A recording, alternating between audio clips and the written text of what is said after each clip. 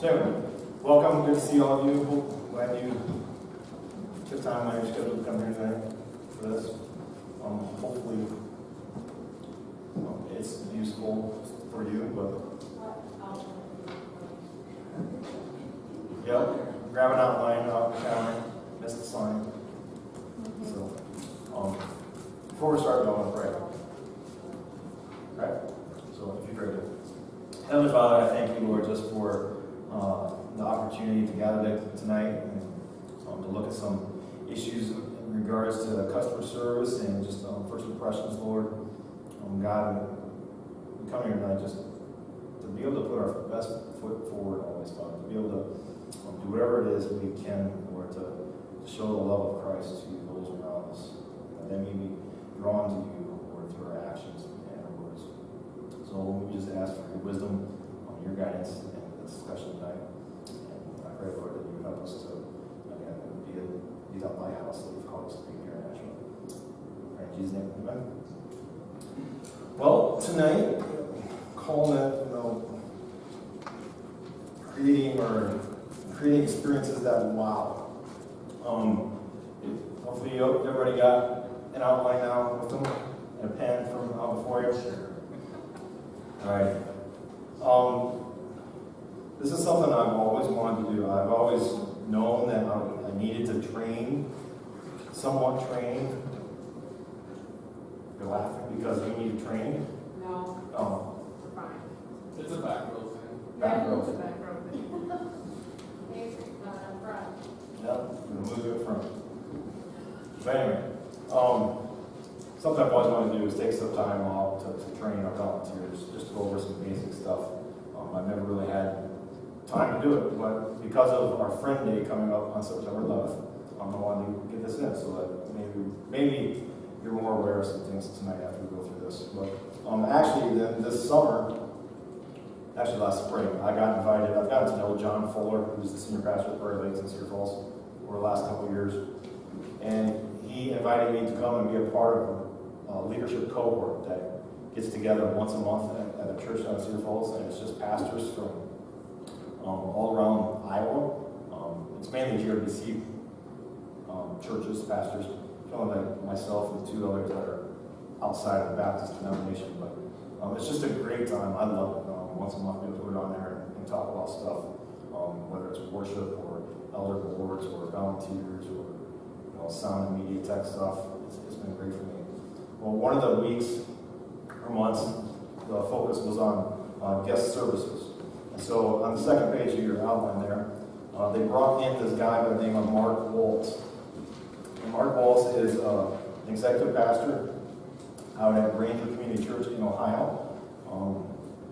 And he's been doing this guest services stuff for many, many years. I forgot to grab it. I've got a couple of his books that he's written on making first impressions. And so Prairie Lakes actually brings him into their church every now and then to do this seminar to teach their volunteers for how to put their best stuff forward in that. So I got to be able to go down and be a part of that seminar. It was really good. Mark Waltz is just a great guy. I say his books are really good. And so a lot of this information we're going to be going through tonight comes from him and his books. So if you flip to page 2, why? I'm trying to think of this word. Oh, there's Mark. That's a good thing. So first of all, why do we even need to focus on creating experiences that will? So I got in your outline there. There's some blanks that you're going to have to fill in as we go along to keep your attention, keep you awake. So, but why do we even need to gather and talk about this stuff? I mean, seriously, think about the church. What does the church have to do with customer service? Well, a lot. It does. We're going to get into that. So, number one is first just a practical reason. Visitors decide within the first 10 minutes of their visit whether or not they're going to return.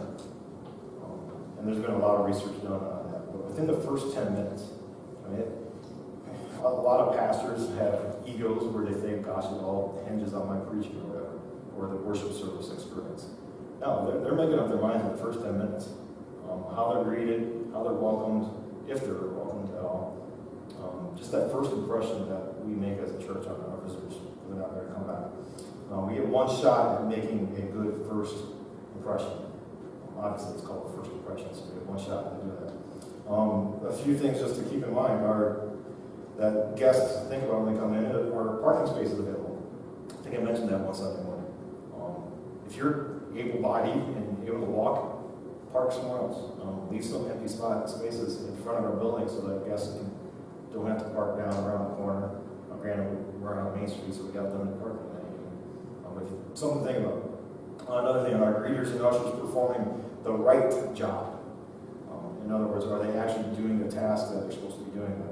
We're going to talk more about that later on too. Is there appropriate signage? So you walk into a place, you walk into a mall, and you're trying to find a store, especially if like Mall of America.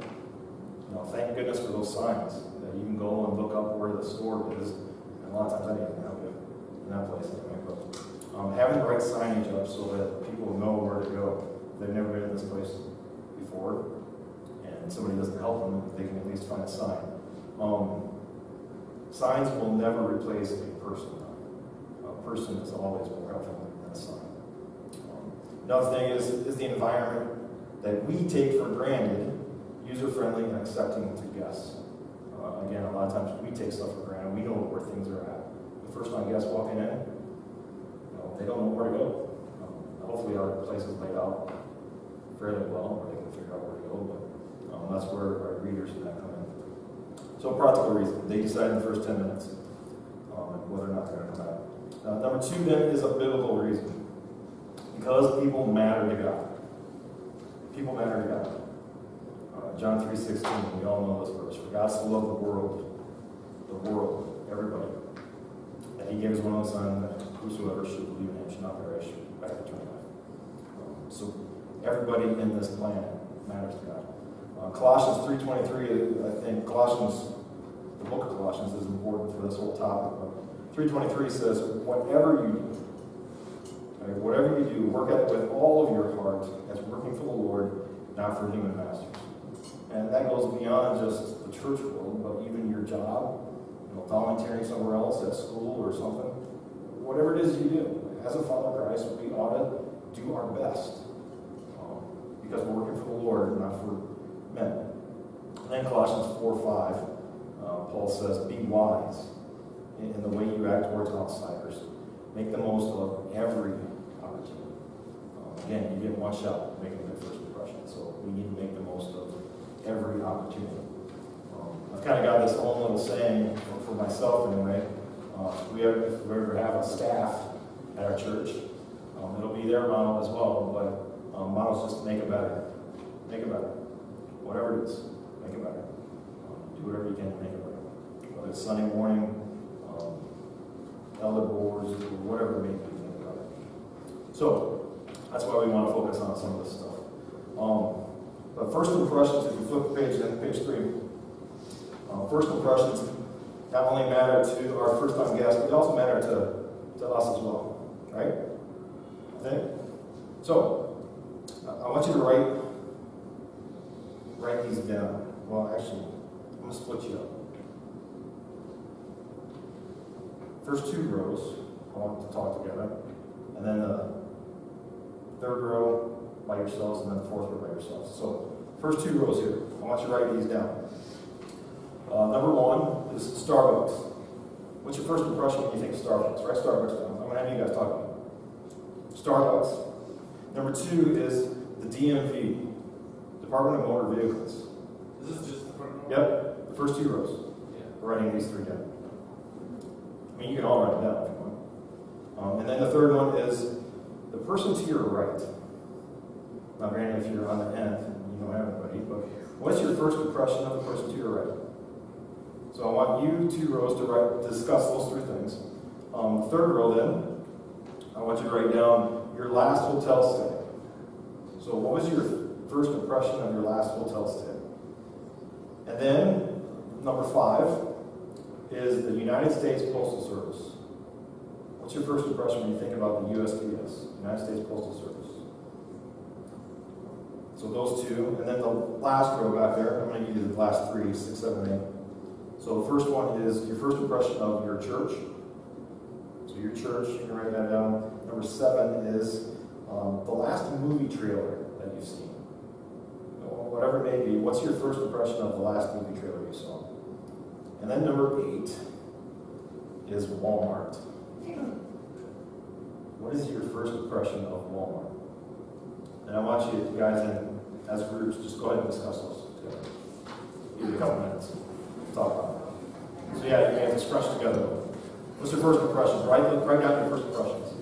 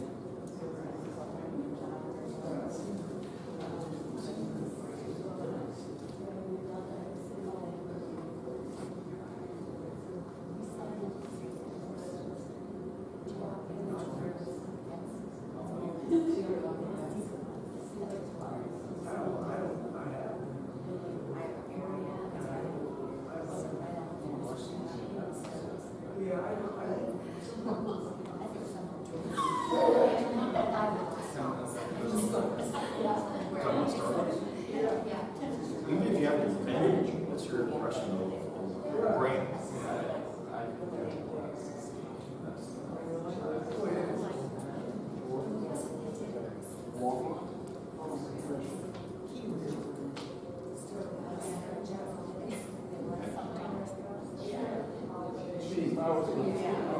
They're discussing.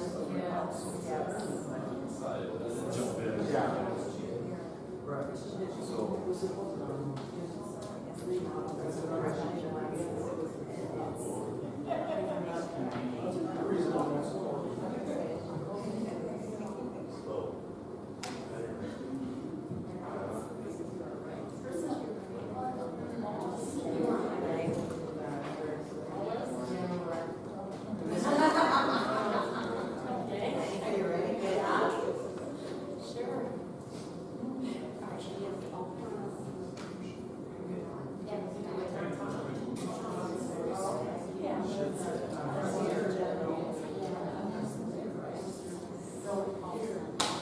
You built up? Not yet?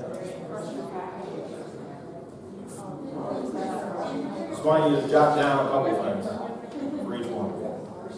Your first impression. Starbucks, DMV, and the person to your right.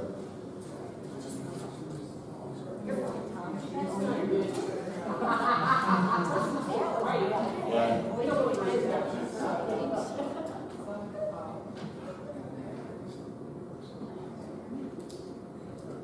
All right. So, first 2 rows, or anybody even. What's your first impression when you think of Starbucks? What? I did. Upscale? Overpriced. Overpriced? Snobby, preppy. Snobby, preppy, right? Okay. Smells good. Smells good. Okay. Would you say an overall good impression of Starbucks or no? Nate's shaking his head. Depends if you like coffee. Man. I like coffee. I love Starbucks coffee. So do I. Absolutely. I've had it a couple times.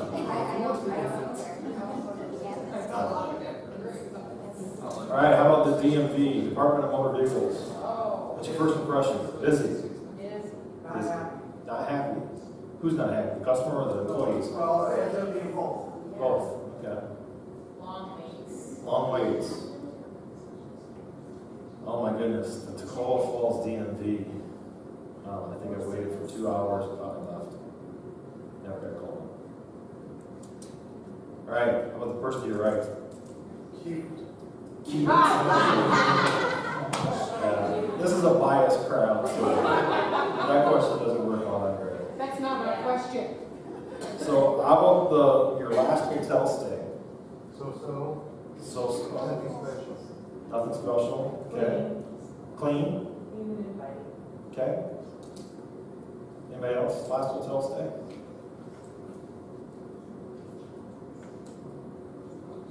All right. United States Postal Service. First impression. USPS. Slow. Not even. Really? Everybody behind a cage. Other Behind a than cage. Tom, they're all in glass. No. You go to Chelsea, you can hand it out. It's like Okay. Depends on what post office you're in. Depends on what post office you're in. they're Yeah, because when I was in this, Real helpful and friendly, and some are just like, you don't matter. yeah,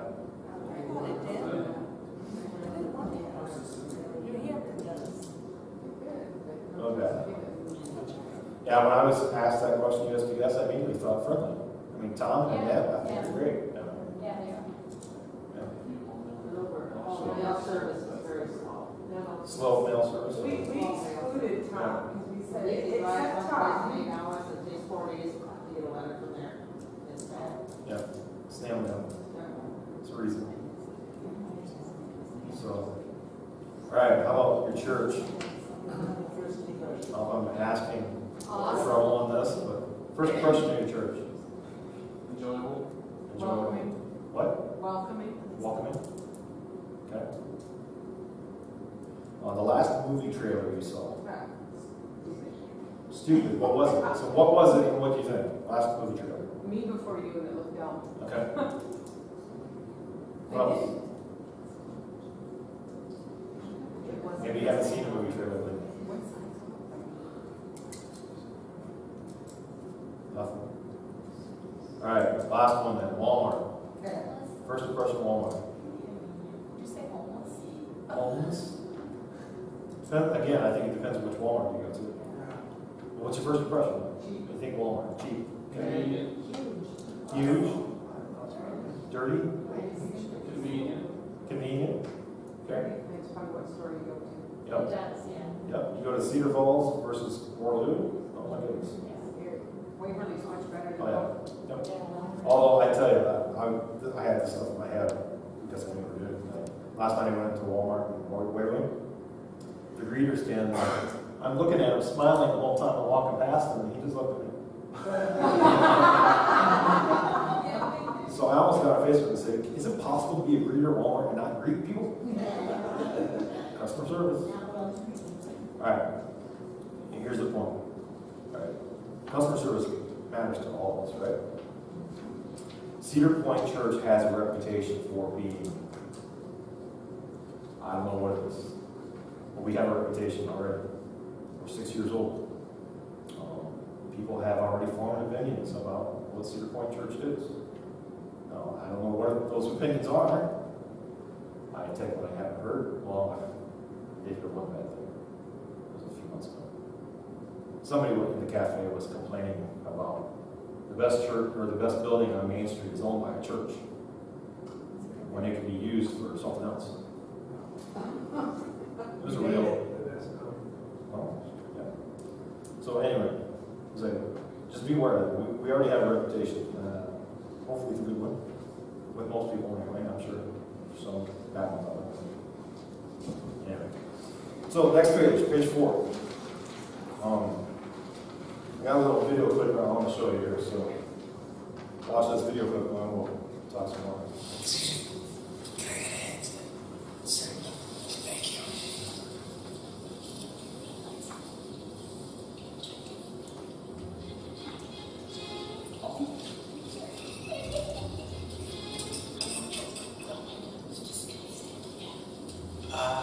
Miss? I'll be right there, sir. Where's your headset? She's busy right now, but it's coming. For crying out loud.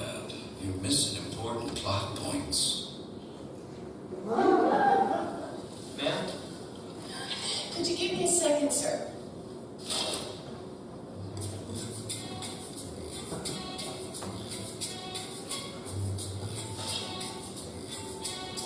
Excuse me. Could I maybe get that headset, please? Do not raise your voice to me, sir. I wasn't raising my voice. Okay, just calm down.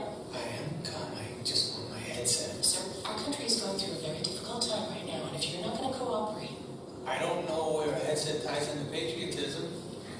Is there a problem here, sir? I don't think so. Can you come to the back of the plane with me so we can have a talk?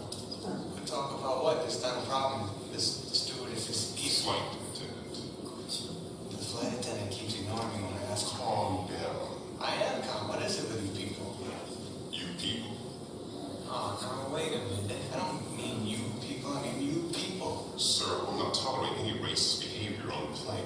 This is a very difficult time for our country. I know that. I'm not a racist. I just want to watch the movie. I'm only going to say this one more time, sir. Calm down. I'm calm.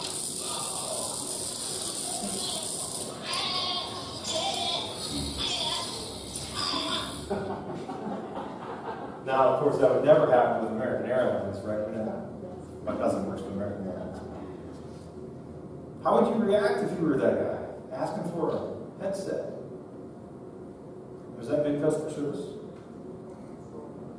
No, it was terrible. So, what irritates you about customer service? What irritates you? We're just going to talk together right now. When you walk into someplace, they don't even if they're busy, they don't acknowledge that you're there. Okay. You know, just a look up, waiting, or nod your head, No. or Yep. give me a minute, or something. Yeah, at least acknowledge that you exist. What'd you say? Just being ignored. Meeting, okay, yep. All right. What else? Not speaking English? Every time you call Okay, so on the phone, you call them, yep. someone, speak. Yeah. Yeah, we went to Minneapolis for a vacation, and the guy at the hotel at the front desk, he's speaking English, but I couldn't understand him at all. I had no idea what he's saying. We go down south and same thing. Yeah. It's just to me. And we're the ones with accent. So, anyway, what else? Customer service, what irritates you? They have no idea what you're talking about. Yep, they don't understand the question, perhaps. Your call's important to us, like wait on hold for. Okay, No. so mixed messages, And you know they're just eating the donuts. you know? So here's the deal. Customer service shows us how much we're valued. Customer service is equated with value. All right? So poor service, and we feel devalued as a person. But as we said at the beginning, everybody is valuable to God. Doesn't matter who you are, where you've been, what you've done, you matter to God. So customer service at a church reveals the same exact thing. Do we value people or not?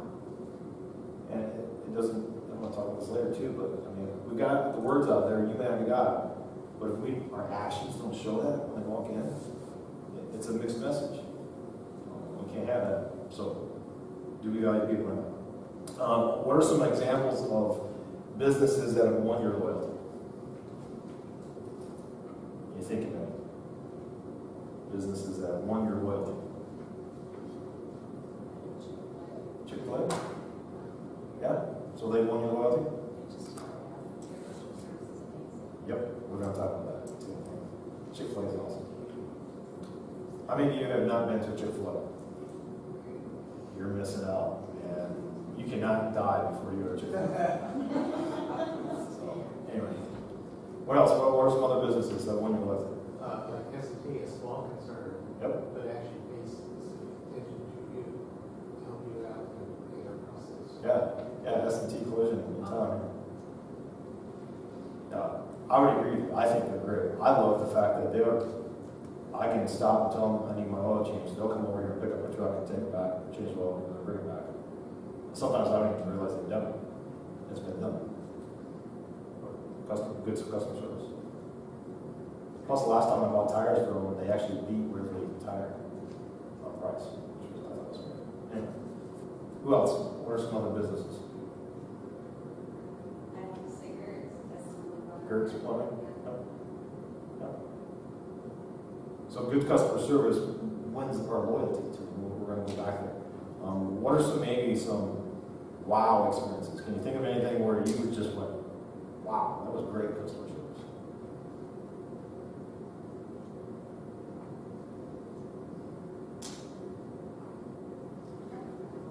Cracker Barrel? What they do? That's wow. Just right there. It was like they found balance between being there and getting what you need, but not hovering over it. Okay. And they just found that balance. I don't know. I myself, from my work history, I think it's just a matter of paying attention to your customers. You know, if they're watching the tables or seeing somebody finishes their drink and things like that. Yeah. Versus the opposite. Like Dee Dee and I had experience at the Roadhouse one time. Just the worst customer service we've ever had. Can I say one thing? Yeah. So I'm just going the opposite direction. It unwound me. I did pay the bill for the licensure. Okay. They sent it 2 months at a time and expect you to pay the bill 2 months prior to the time it's due. There's a barrage with emails. Haven't received your check in, received your check in. Still got a month. Let's still not due for another month.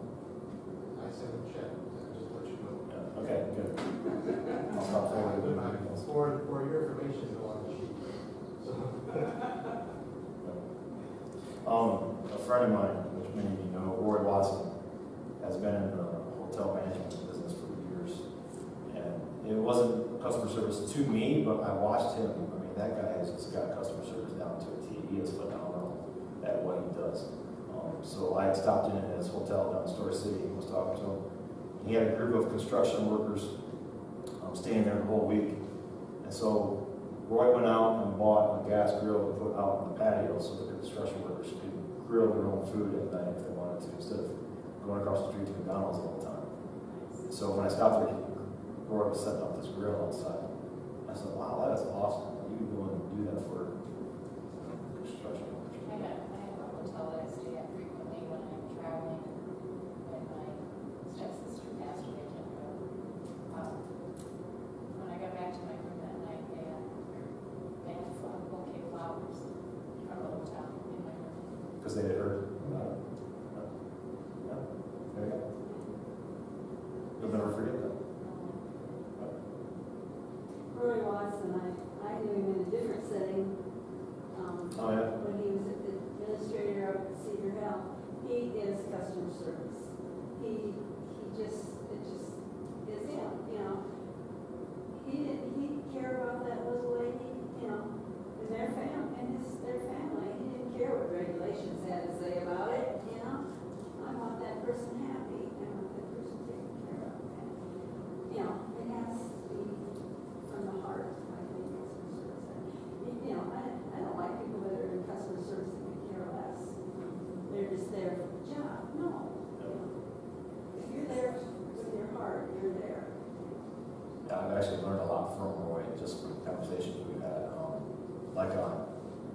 It's funny because now I'll judge all the stores that we're into based on what Roy told me. So, I mean, if I pass an employee within 5 feet and they don't say anything to me, that's terrible customer service. You need to say at least hello and again, acknowledge you.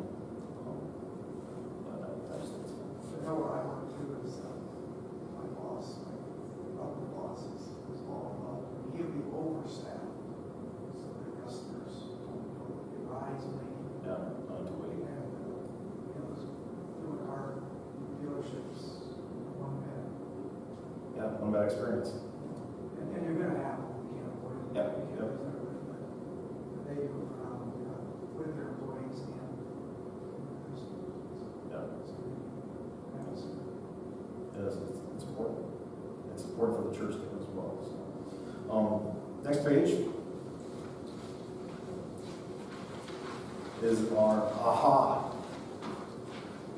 So we each need to have an aha moment in regards to the importance of customer service in the church. I think it takes each one of us of becoming aware of how how important this actually is. So AHA, the first A, stands for awareness. Awareness of the fact that the church has influence. Right? We have influence in the world. We have influence, especially in our community. Again, you've heard me say, we are the hope of the world. We're very influential. But we need to be aware of our potential impact and the need then for great customer service. For customer service, and thereby our potential impact on somebody's life. So that's the first A. The H then is heart. Again, every Sunday you hear me say, you matter to God. You matter to God. Right? I don't know if there's ever been a Sunday I haven't said that. Maybe there has. But it feels like every single Sunday I say, you matter to God. So I say that, right? We believe as a church that you matter to God. But do you believe that? Do you believe that? As an individual? Right? Does your personal heart align with our value that people matter? So it's a heart issue. You got to have that aha moment in your heart. Does this person actually matter? I know this person matters to God. Does this person actually matter to me?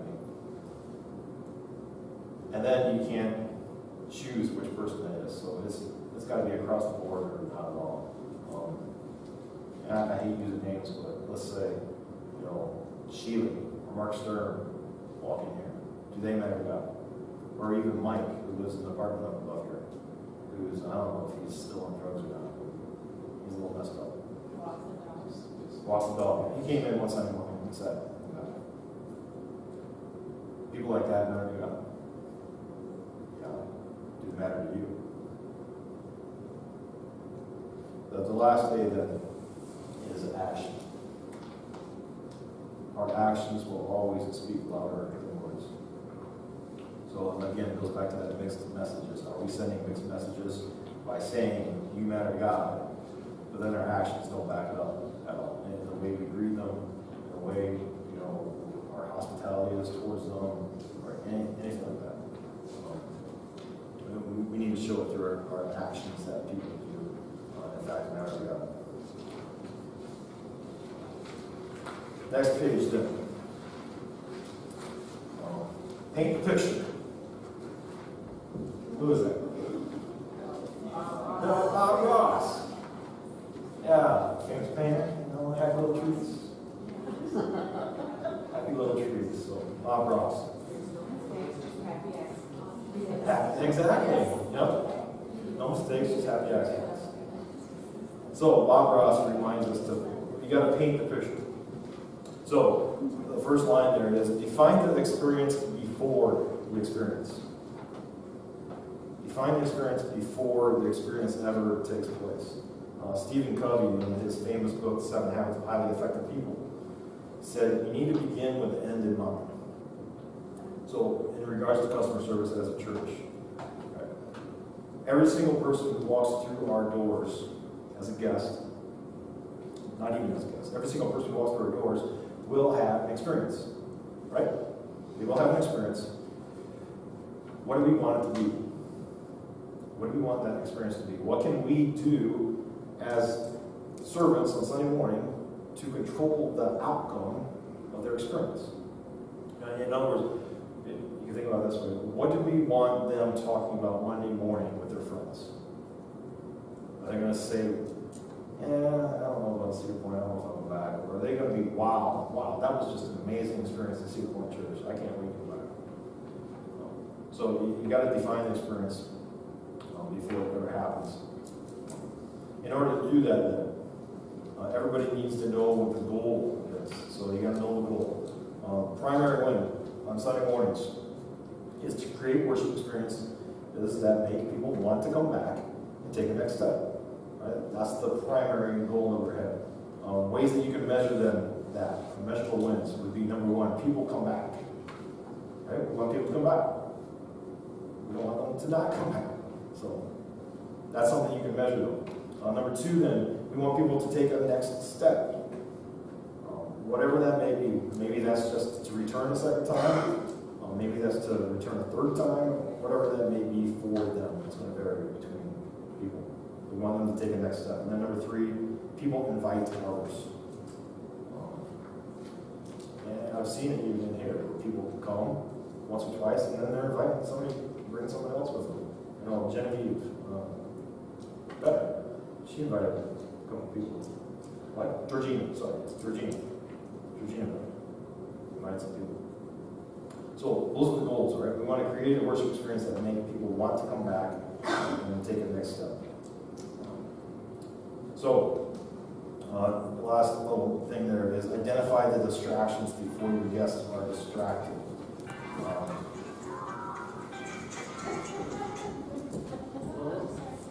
That's it. There you go. Perfect timing, John. Thank you.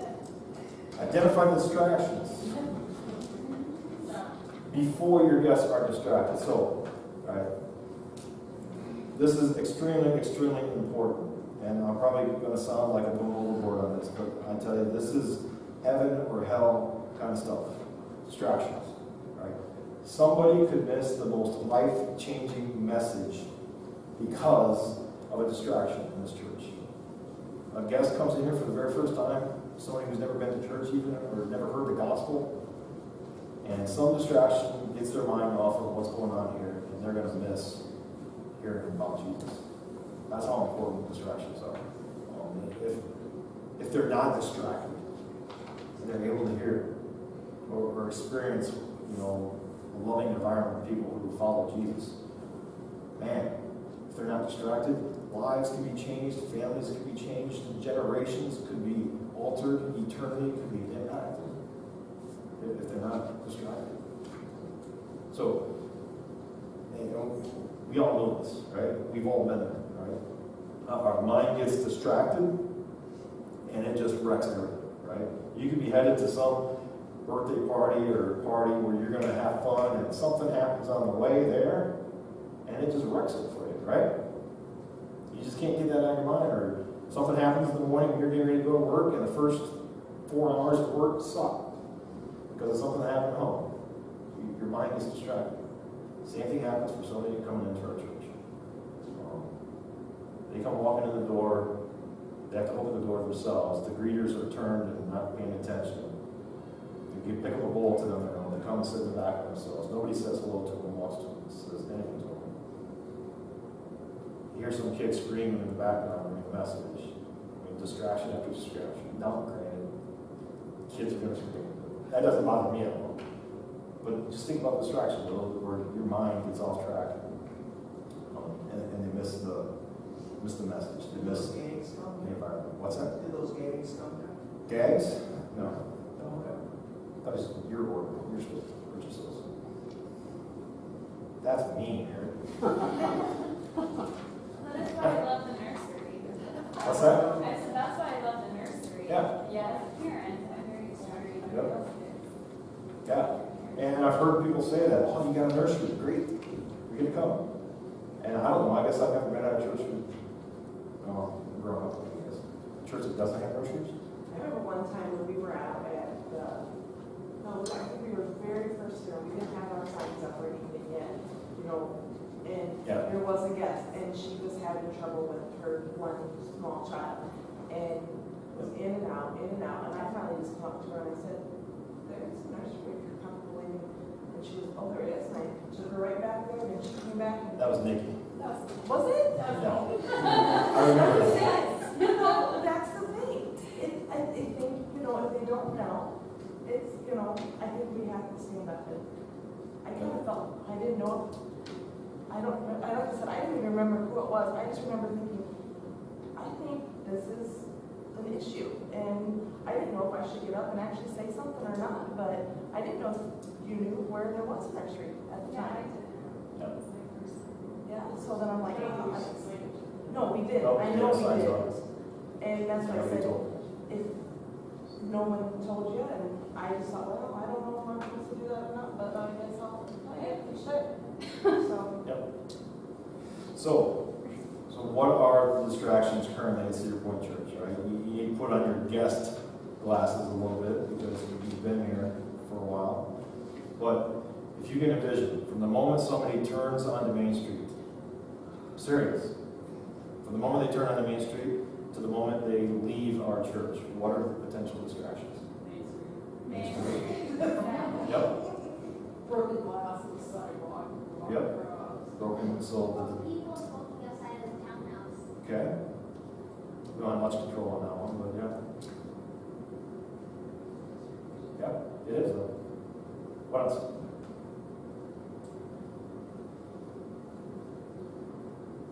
Oh, come on. I have a list of my law. It's wide, there's not a lot of people. Potential distractions. Yeah, what else? The door in the well, is that open on Sunday morning? No, that's intentional. That's a little confusing. Is it? Yeah, it was for Kevin and I. Okay. We thought we were going to that door. Yeah, we thought maybe we could go in that door and then, we see everybody standing there, that's what it is. Yeah. Okay. Maybe the sign. Yeah. So main entrance sign, I can see that. And then sometimes the light coming through there, through Yep. those windows. It's on the list. Back. Okay. Yeah, if you sit in the back, man, the sun glares off those vehicles right through our worship doors. So that's on my list is to tint those doors. I have a distraction for the little kids and kids playing Sunday. The light that comes through those windows, I was teaching and all at once I realized these kids are reading shadow puppets. Shadow puppets going on behind my head. So we need to, that was a distraction for those kids. Turn the kids the other way. It's just so funny. One day I couldn't figure out why this one little kid was going like this. What else? And I realized. Distractions. That's going to take their mind off. When people walk in and if people are just all just plopped right there in front of the door, it's a hall, you can't walk in the foyer, or you can't walk in the worship room, you can't walk down the hallway. I mean, there's only two ways to get in there. Or if they're just standing there in front of the coat room in the winter time, you're just kind of like Mild. It's a sitting there, little it gets congested congested up right in there, there. which is part of it is just the size of the Yeah. area, but This building's unreal.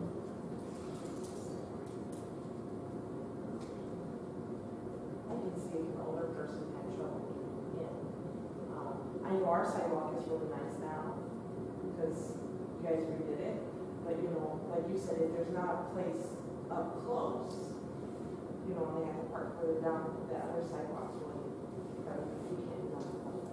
But they could have a harder time, which would, Yep, that goes back to Main Street. yeah. And they're using vision issues. Greener Street, what? Maybe a little vision issues. You have to go out there.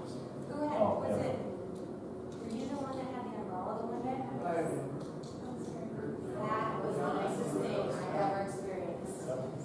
It was. It was wonderful. My mind My goes granddaughter was immediately looking at you and everything, and it was just like. to our incomplete building. So our main hallway on there, the two bathrooms aren't done yet. So you got to search for a bathroom all the way over there. Those two aren't necessarily handicap accessible. These are running female ones. A lot of the incomplete stuff here. which that would make a big difference too, for your parents to go pick them in the nursery if they're not people waiting for the bathrooms, it'd be easy to take the kids, drop them off, and keep them going to the bathrooms and back and the nursery and stuff, so maybe those were usable. Another thing, Every bit of this goes back to our business partners, being more friendly, being more conscious of those new people, and actually escorting them or talking to them more about it, rather than kind of ignoring them. Yep. And not be, I mean, maybe stick to our groups, but ignoring them. yeah. And I said, we're going to get some more of that hopefully. I've never done this before, so I have no idea how long this is going to take me. I think I have 40 minutes left. A lot to go through. So yeah, there's a lot of distraction. We need to do whatever we can to get rid of them so people aren't distracted, so they can, yeah, have the best experience at our church. All right. Next page then. Actually, I got another little video here I want you to watch. I know what I'm talking about.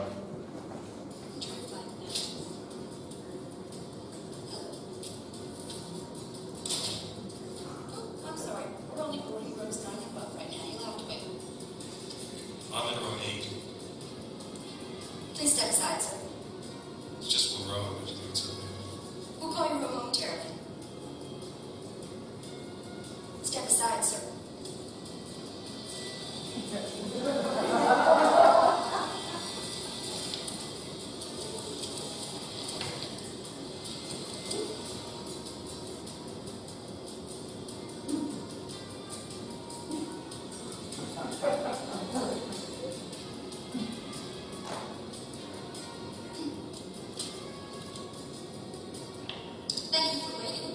We'd like to continue boarding your aircraft now. We're now boarding all rows, please. All remaining rows.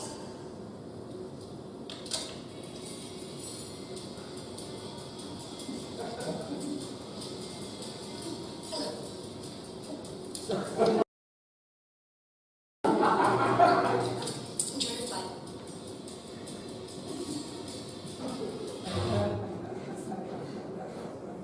So, rules. Do you follow them or do you not? So, blue rules versus red rules. Who knows what blue rules versus red rules comes from? Ever heard of them? All right, so originally it comes from the medical field. The medical field came up with blue rules versus red rules. So, they came up with a system of knowing which rules are which. So red rules, on the sheet there, page 7. Red rules are rules that cannot be broken.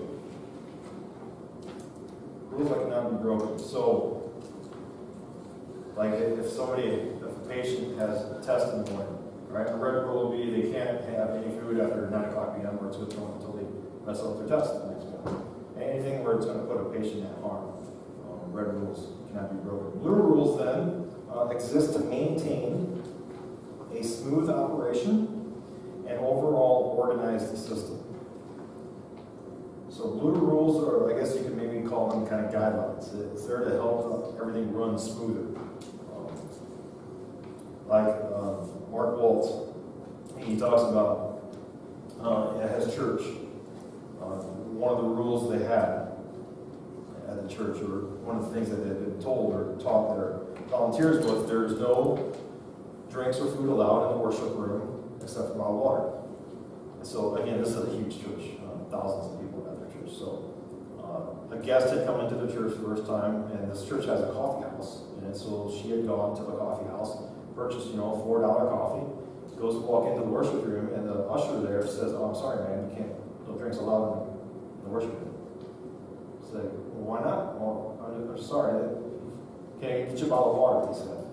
I just bought this coffee at your coffee house. Well, I'm sorry, man, we don't allow coffee in the room. You can't use some water. I paid $4 for this. And so Mark says he was actually standing off to the side and he saw this going on. It's like, oh, they never clarified what was a red rule that could not be broken and what was maybe a blue rule that, hey, you could maybe bend that a little bit. So they had to go back and redefine everything. And hey, that's a blue rule that you could bend and break when the need comes. So, if you go down, consider what red rules exist that you could eliminate with simple communication with staff and volunteer leaders. Now, at our church, I've never done this training before, so we don't have any rules, really. Could you think of any? What's maybe a red rule at our church that cannot be broken? No smoking. No smoking. Yeah, I would say that's probably a red rule. It's probably actually illegal. I don't know. In the church?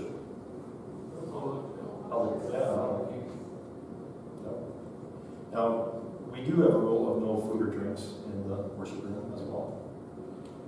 What? Oh, I know, we spoke all the time. And the mom did.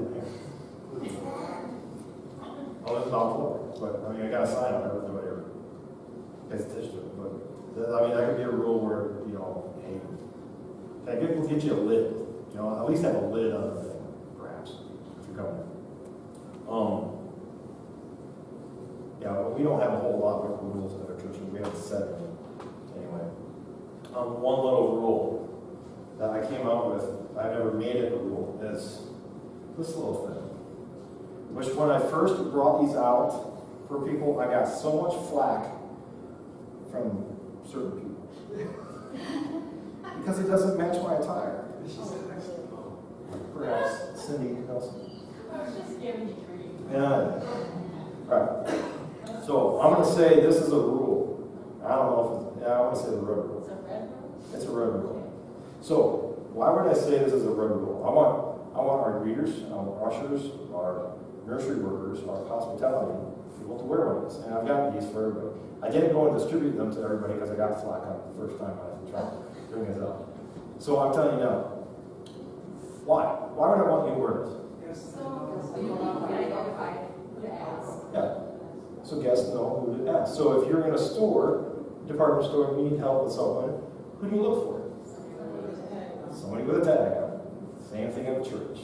Right? If a guest comes in and they don't know where to go or what to do or anything, they can at least ask someone, hey, different color ribbons? What color ribbons would you guys like? See, blue is Cedar Point color, so that's why I like it. But now you know it's blue, so you can accessorize when you come on Sunday morning. It would probably help me a lot to learn new names. What if? They would have. What if? Yeah, because when I started coming here, everybody gets one name to remember for me. Oh. And I have to remember everybody, try to remember everybody else's. Well, and these don't have their names on it, but at least you know. Okay. No, but at least you know who to go ask. Yeah. Especially like if you're dropping kids off. Now, granted, again, we're a smaller church, so it's maybe not as important, but again, I don't want to be a small church. We're too big to be this small. Right? We're going to grow. But if you're going in and dropping off your kids for the first time, and there's no other parents in there, well, who's in charge of it? Right? Who do I give my kid actually to? Well, if you got one of these on. No. So, I want to say that's a red rule. So Right? is the pastor going to go too? Nope. Should I? I usually got this on, so I don't know. Should I wear one? I wear a microphone, yeah. I mean, yeah, I don't know. All right. So, red versus blue versus red. Next. Page 8. Oh, yeah, I want to mention this.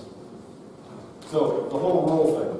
Nordstrom's is very, very well known for their customer service. And this is stated in their employee handbook. Use your good judgment in all situations. There will be no additional rules. So that's what they tell their employees. And again, if you've never heard stories about Nordstrom's, phenomenal. And I wanted to share just a couple of them. One time, a lady came into Nordstrom's with four tires, a set of tires that she had bought, and she wanted to return them. And so she went back and just insisted that she bought those tires at Nordstrom's. Well, Nordstrom's has never sold tires in their entire life. And so the assistant manager finally came, and the woman was just insistent, I bought these tires at Nordstrom's. So the assistant manager took the tires back and gave her a refund. That's just the local customer service there. One time a lady went into Nordstrom's and fell in love with this one pair of slacks that was on sale, just absolutely had to have them. They didn't have them in her size. So the sales associate went and called all their other stores around. Nobody had her size. And so the sales associate, because of this policy, use your good judgment in all situations, she took some of the petty cash, went across the street to the competitor, found a pair of slacks, bought them at retail price, brought them back over, and sold them to the customer at their marked down sale price.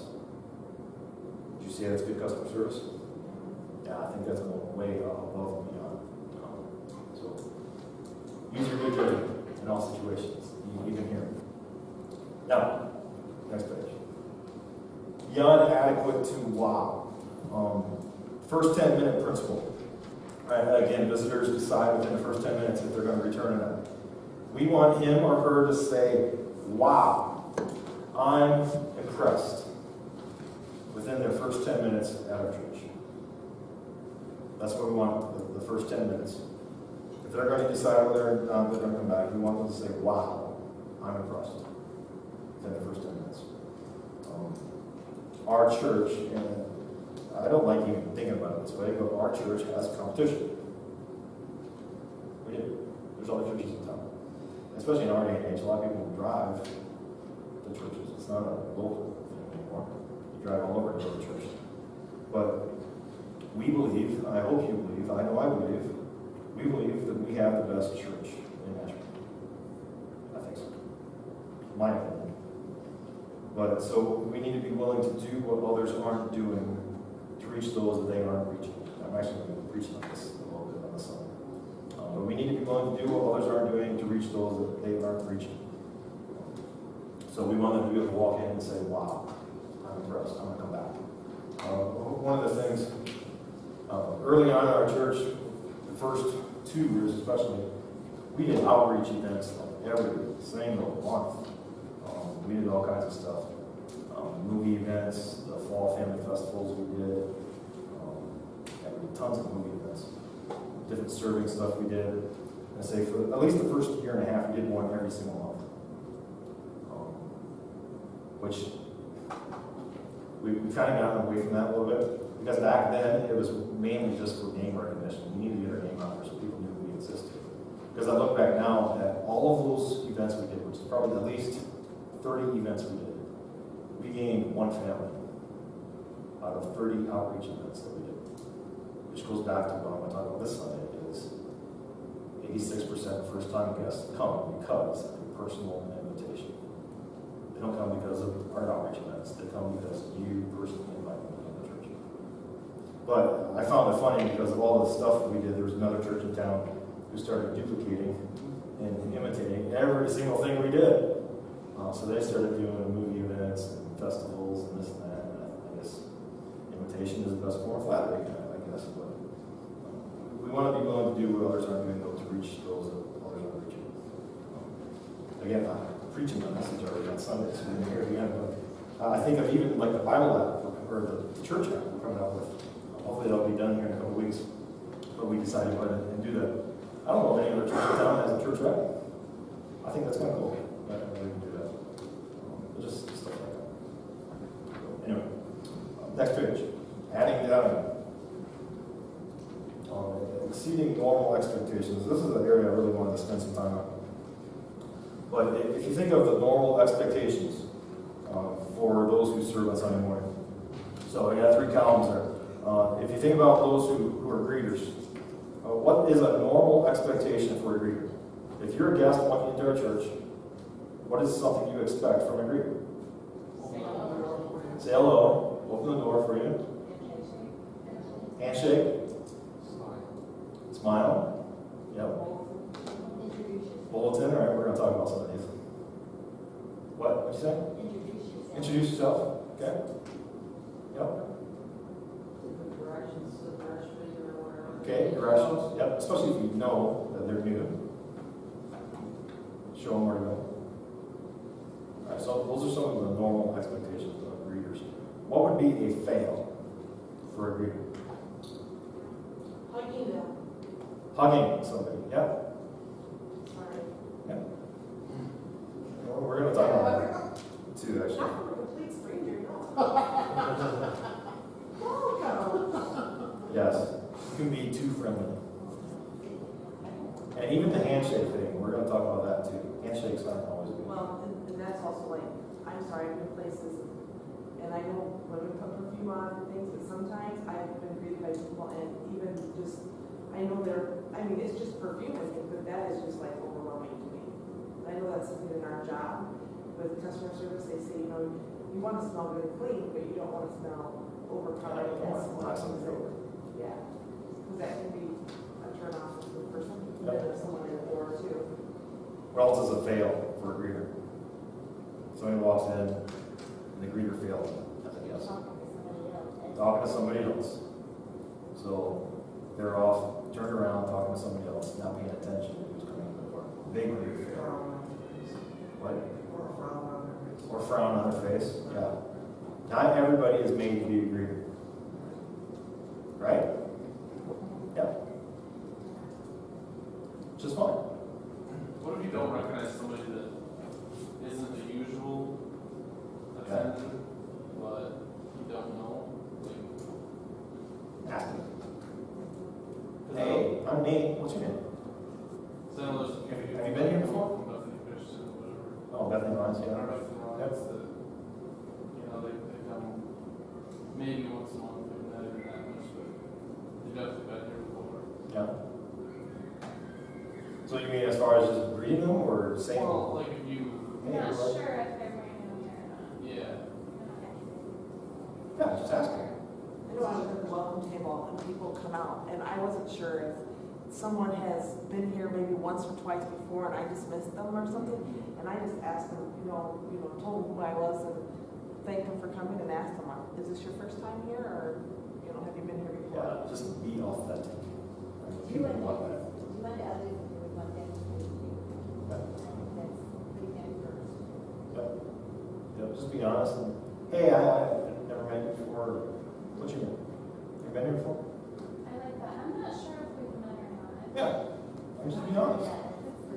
So, but yeah, talking to others, distracted, greeter, it's bad. So, what can a greeter do to add value to their job, to their position? Where can they go above and beyond? Take an umbrella out. Take an umbrella out in the rain. We have them sitting in the coat closet if it's raining out. Help them up the curb. What's that? Help them up. Help them up the curb. Yep. Yeah, if you see a mom trying to sing along, especially if they don't, the spouse is with them, trying to get kids out of the car, go help them. Help them come in.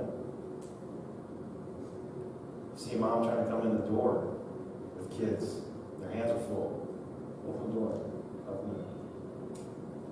All right, nursery. What's normal expectation for nursery work? What? To be in there? There's nobody in there. Yep. Big one. Gotta be in there. Yep, greet the kids. Yeah, that's huge, even as a greeter at the front door. If you're a parent, I don't know, maybe I'm wrong on this, but if you're a parent and you got little kids and you come in for the first time, if the greeter gets down to their level and greets the kids, do you feel good about that? Yeah. So if your greeter, get down to the kids' level. Yeah. Welcome to them. Hey. I mean, you can tell them, I mean, I don't know who always know ages, but tell them what kids going on. Tell them mom about nursery. All right, back to nursery groups. Yeah, but greet the kids when they come in. That's huge. What else is a normal expectation for nursery work? Make the parents feel comfortable. Yep. Even the kids say they don't know, you know. Yep. Just somehow make them feel comfortable. Yep, make the parents feel comfortable. So, if you're a parent, you're coming to walk into the nursery with a screaming kid, and you're the nursery worker, hesitant to take that screaming kid, is that going to make the parent feel at ease? No. It's the best thing you can do as a nursery worker. Take the kid. Mom, don't worry about it. They'll be fine. Don't worry about it. Is that right or wrong? I don't know. I don't work in the nursery. Yeah, greet the parents. So what's a fail? What's a way that a nursery worker could fail? Letting the kids. Yeah. I don't know if that's a terrible thing. Not be the door. You just Not greet. Yep. Yeah, so you stand back in the corner like you say, well, we're over here. Yeah. So the opposite of what we said in normal expectations. Failing to greet them, parents, or the kids. Or not even paying attention to parents as they come in, that you're just, maybe talking to another parent and you don't even acknowledge that they brought your child. Yeah.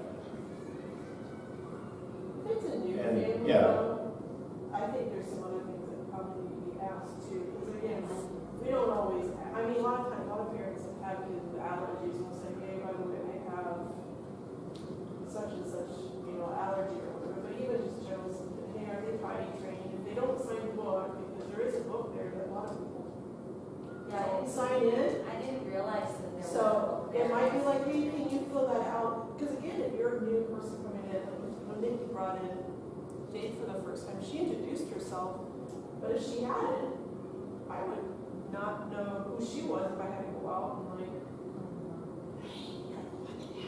that's what I would have had to do versus like, oh, it's. Well, if they fill out the book too, because isn't there a spot to put the child's name? There's a spot for the serious name name child's name. Yeah, Because because you you get get enough enough kids kids in there, and I'm sorry. If I don't go back there very often, I can't, I might Name tags for give kids. the child's name and. Yeah, I was just going back to that. book. Name and parents' name and parents' name. Well, if you stick it on the kid's back. On the kid?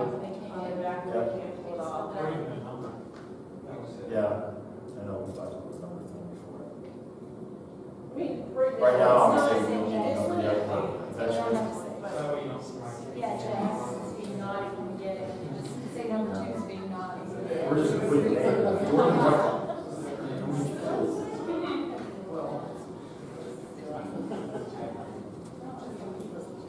Now, yeah, because of our size of a church, there are some things that we're getting away with in the nursery that we're gonna have to change eventually. If we get bigger, as we get bigger. Another fail, and maybe you guys, moms don't agree, but you go to pick up a kid and he has a dirty diaper. Is that a fail? I'm just asking. I don't have kids in diapers, I'm just asking. I would think, as a parent, Didn't you get called? Didn't you get called to go? what? Did some parents? We didn't change our kids. That's what I'm saying. They If you go to pick up your kid and the kid has a dirty diaper, well, how long has it been this? The whole hour? Just the last 10 minutes? No, I mean, they would call. No, they would call the parent. Change it. Oh, parents change it? Oh, so as a parent, do you not want somebody else changing the diaper? Well, I suppose It some depends on the parents. Might not. I don't. I don't care. Most of us wouldn't care, but Just some that that might be an infection control issue. 'cause you Yeah, gotta get that I to mean, the that's board. exactly what it was. Some parents Oh. would not feel comfortable having them. Having somebody else change the diaper? Well, the other thing is to Most make of us sure don't. that That's what I would see. Yeah, that's, we've had issues like that where parents have left the diaper and then Yeah, the bomb has exploded. What do you, then you have to go in and find a need to have a diaper. Because again, it's Which not. we got some in there. Yeah, we do have some in there now, but we had issues when we were out at Warlock Center like that. Yeah, I know. all the time. Which goes back to the nursery worker asking, hey, do you have a diaper bag? Do you have a diaper bag? One thing, I love our nursery workers, I absolutely do. You may think you're just watching kids or babysitting kids, but you are not. It is so huge. I mean, Nikki already said, I get to go actually sit and listen to a message because I know my kids are being watched. You're not just babysitting kids, right? You are making it available for parents to come and hear a life-changing message.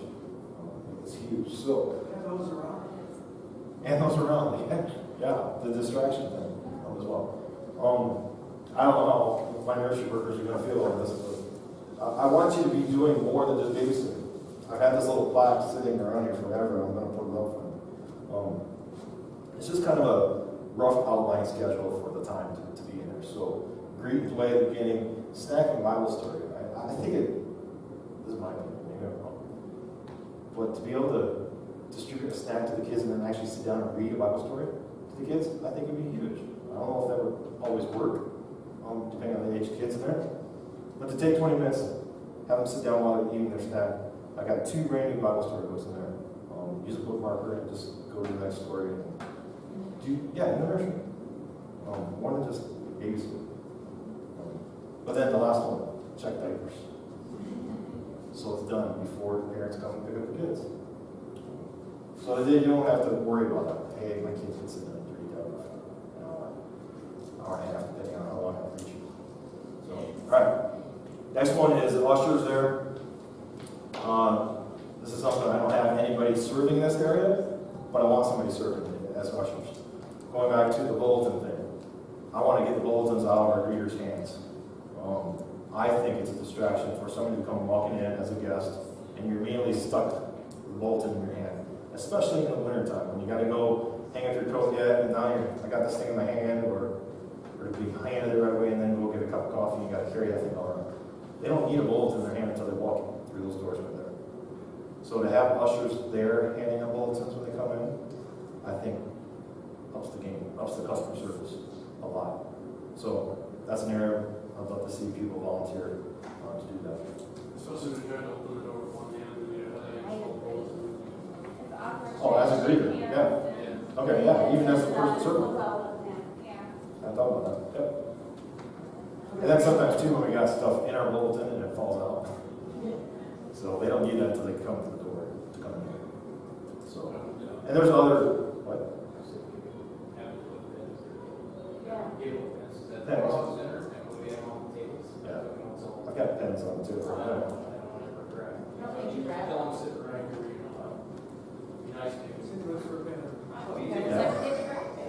Well, and that's another thing I would love to do. If I had ushers, I would say, anybody need a pen? Ushers would come to you. I actually went to a church when we were on vacation in Florida, and you got your bulletin with a pen on That would be expensive. Return the pen to the basket on your way out. Yeah. But then you would have it if you wanted to take it out somewhere. And I actually have more cards that go on the backs of these chairs. They just haven't been put on yet, so pens are there. It's gross. But this is just another thing I didn't have ushers do. Hospitality. Oh, it's not me. It's kids' place. I mean, janitorial. Jim can't be here. Oh, yeah. So they came around over, Alright. What are some normal expectations of janitors? Janitors are huge when it comes to, thank you. Dump the garbage, not a full trash can. Paper towels. Clean that. So, clean the toilet. What'd you say? Same thing? Clean toilet, yeah. Clean the Yeah, bathrooms. you know, Yep. that's a big one. And bathrooms, that's not. Yep. So what are some fails? Obviously, you probably don't have to say all that. So how can a janitor go above and beyond and add value to our customer service? fresh flowers and baskets. Fresh flowers on the master's desk. I like daisies. I've seen little baskets, things. With mints. No, I mean like Personal items. personal items. Oh. Like, And when we get our bathrooms done, yeah, they'll be in there. awesome.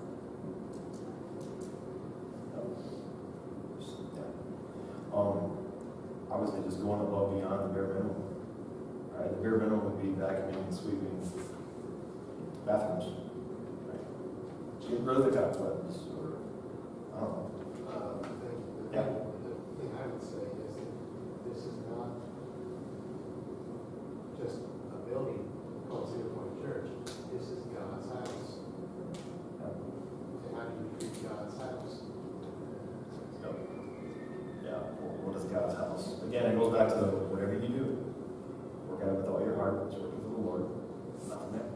So does that mean whoever cleans this weekend is gonna be, have to be like super like efficient and have it super sparkly? Yes. Just I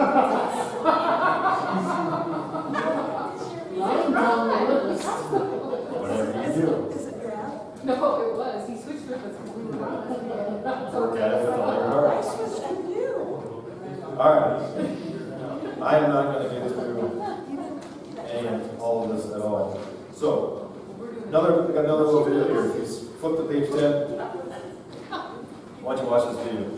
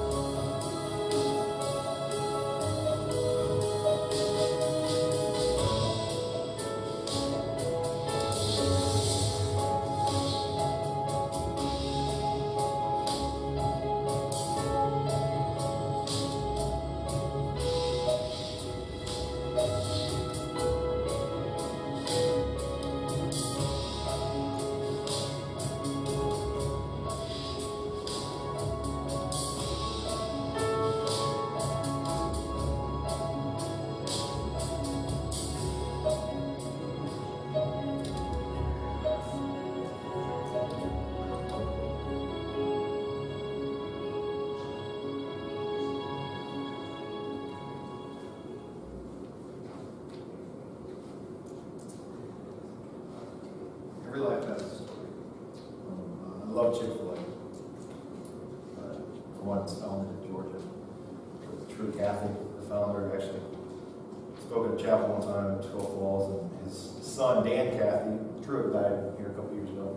Dan Cathy now runs the whole organization. Dan is good friends with Bob Clayton, who was my pastoral professor. But if you've never been to Chick-fil-A, they have extremely good customer service. They're awesome. Very Christian-centered business. So the Christian values go throughout the whole corporation. But this is a video they use for training all of their employees and management, and that every person has a story, right? We need to treat people like that. We don't know what their story is. The thing that blows me away, though, is Chick-fil-A sells chicken sandwiches. They sell chicken sandwiches. We have the gospel, right? Chicken sandwiches, who cares? But yet that's the level of their customer service of treating people. And we have the gospel. That changes lives. So, page 10 there. Engaging our guests. We need to be aware of their story or what may be going on in their lives when we treat them, when they walk through our doors. So number one is meet them where they are. We need to meet them where they are. As they're coming in, if you can, I'll try to read their body language as they enter. Are they having a good morning? Are they not? Are they, if they're holding on to their kids' hands, I said this before, I think. They come walking through the door, don't feel like as a greeter that you have to shake their hand, right? You don't have to shake everybody's hands. Mark Walsh talked about a guy at their church who was just handshake obnoxious. He had to shake everybody's hand. And so it just got to be too much for people. So they told him, Steve, whatever his name was, Steve, make sure you have a bottle of water in your hand when you greet this morning, so that he couldn't shake everybody's hand. A lot of people don't like handshakes. So as long as you acknowledge them with a smile, good morning, good to see you, all right, that's fine. You don't have to shake everybody's hand. But try to read body language. There was a Starbucks barista served out in Seattle, Washington. Her name was Sandy Anderson. And one morning, one of her longtime customers came in one morning. Normally this customer was, just always cheerful and upbeat and that. But this one morning she came in, she wasn't her usual self. So, there was no small talk like they usually had. So Sandy asked her, what's going on? And this customer just kind of blew it off.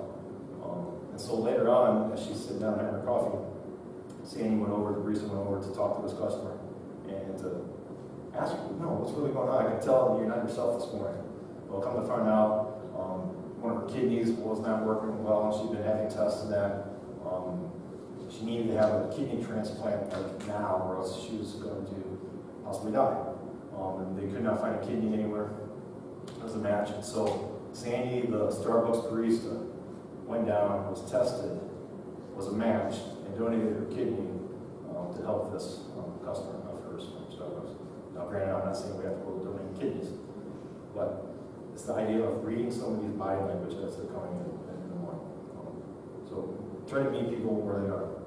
Number two, and I'm running out of time, so I'm going to just kind of fly through this. Number two is it's not about you. It's not about you. You've heard me talk about this. Who's it about? The you beside you. The you beside you. Once you're in, right? You're going to heaven. That's awesome, right? You need to lay down your preferences or your agenda, pick up your cross, and go save somebody else. Right? Go point them to Christ. It's no longer about you. Number three is expect new guests. Expect new guests every week.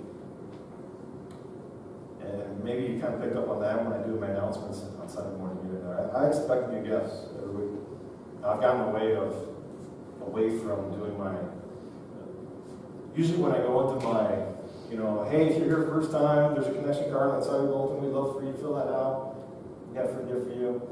My guess is when you hear me say that anymore, you know immediately there's somebody new in our worship room that morning. I don't know, maybe not. But we should expect new guests every week. So when company comes over to your house, what do? Do you do anything different when you know company is coming over? You clean the house. What else do you do? Maybe you don't do anything. Maybe you cook. What else? Light a candle, clean up a little bit, right? When we know company's coming over the house, we do usually do something to spruce it up. Company is coming to Sunday morning service every single week. So we need to be ready for company coming. Number 4 is understand base fears. So what are a guest's fears? What do you think? What are some fears that maybe a first-time guest has come in? Being judged. Okay. What? Might be meeting new people. Meeting new people? Scary. They're afraid to meet new people? Out of place. Feel out of place. Yep. You don't have to stand in front of everyone. Don't have to stand up in front of everyone? Yep. A lot of churches call guests out, which is terrible, I think. And I remember going to the First Alliance Church the first time in Georgia. We went there. They asked all the first-time guests to stand. And then they brought us a huge candy bar, but still, to have to stand up and be singled out, oh my goodness, I would never ever do that. I hate that. So, and I know we talked about this, but our greeting time, right, your opinion, our greeting time, keep it or do away with it. Think as a first-time guest. All right, you're not giving me feedback. We'll find out. I don't know. Or we have to meet with them? Or you just greet each other before we say. Do with it? Yeah. Sometimes I'll focus on Yeah. It depends on who you are. It totally does. So, right. But understand those basic fears of a first-time guest, and then we need to address them however we can to get rid of them, so that there are no fears coming. Number 5, think one chance. Right. Again, we get one shot to make a first-time guest into a second-time guest. That's the goal.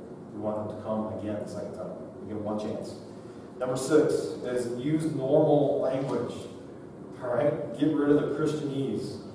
Now, maybe this falls more on me than it does you, but I think I do a pretty good job in my preaching of not using big, complicated theological terms, which I was taught that, though. I was taught to preach at 6th grade level when I preach.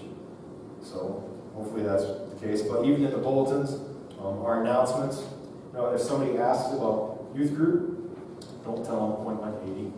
Tell them youth group, right? That's what most people know is youth group. You don't have to give them our term for whatever it may be. But get rid of the Christianese. We don't want people to feel like outsiders because they don't know the lingo. Number 7 is use your best judgment.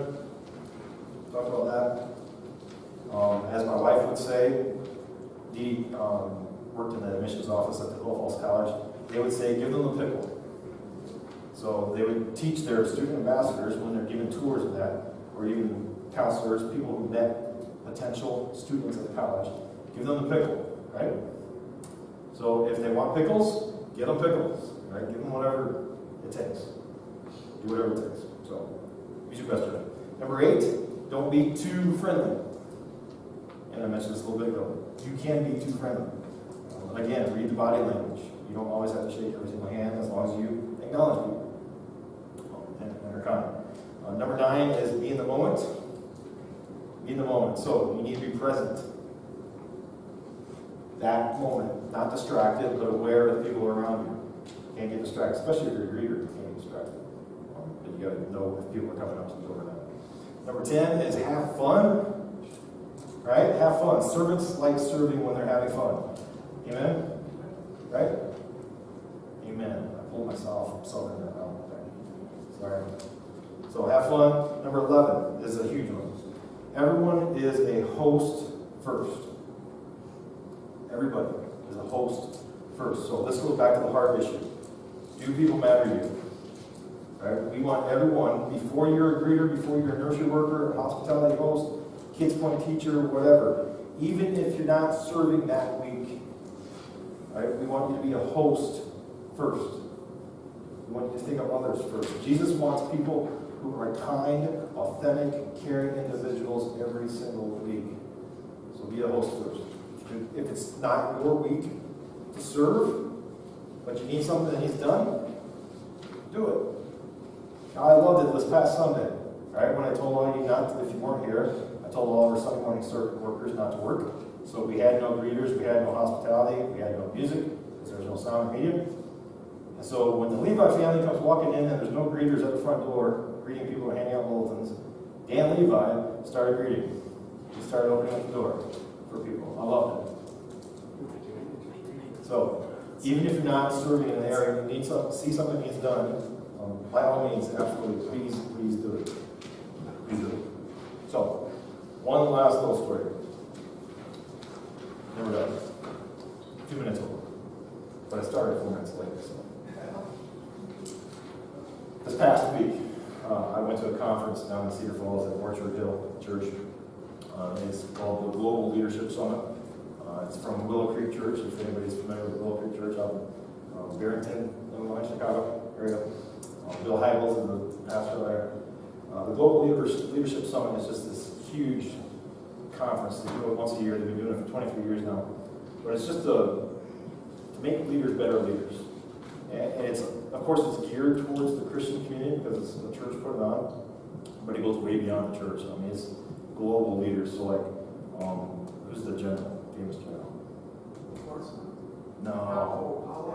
Powell. Colin Powell spoke one year.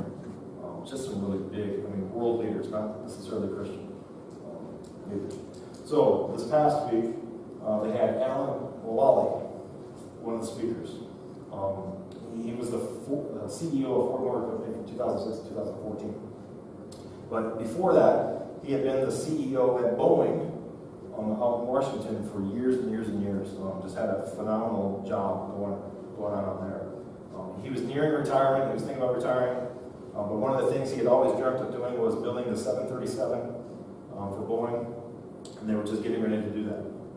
So he thought, well, I'll finish this plane and then I'm going to retire. About that time, he gets a phone call from Bill Ford at the beginning of 2006. And Bill Ford presents his case to Alan about how wants to come be the CEO of Ford Motor Company.